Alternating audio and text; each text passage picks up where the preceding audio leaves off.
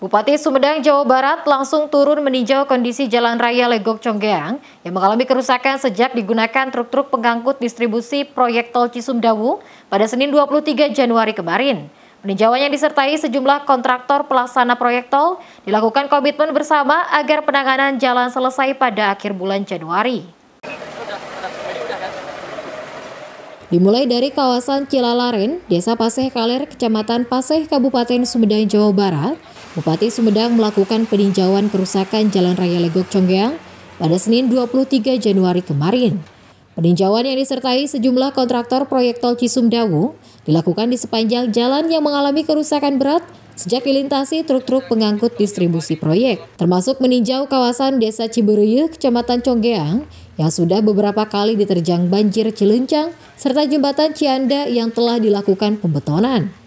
Peninjauan kedua di bulan Januari ini, Bupati langsung melakukan komitmen bersama para kontraktor pelaksana proyek tol Cisumdawu untuk penanganan kerusakan jalan. Meski secara bertahap, penambalan kerusakan jalan kali ini dilakukan dengan beton fast track agar bertahan lama.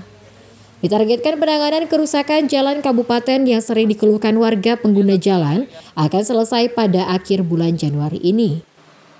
Insya Allah pengguna jalan Legok Conggeang, sekarang jalan Legok Conggeang sedang secara bertahap dilakukan pengecoran atau beton plastik, dan tadi sudah komitmen bersama dengan pihak pembangunan jalan tol ini, CKJT, ada Adikarya, ada Grider dan sebagainya.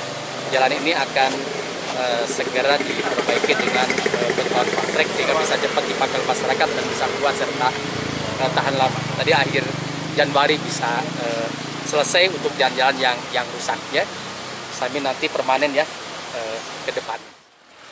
Di samping pembetonan, Bupati meminta juga ada perbaikan drainase agar saat hujan air tidak meluap ke jalan.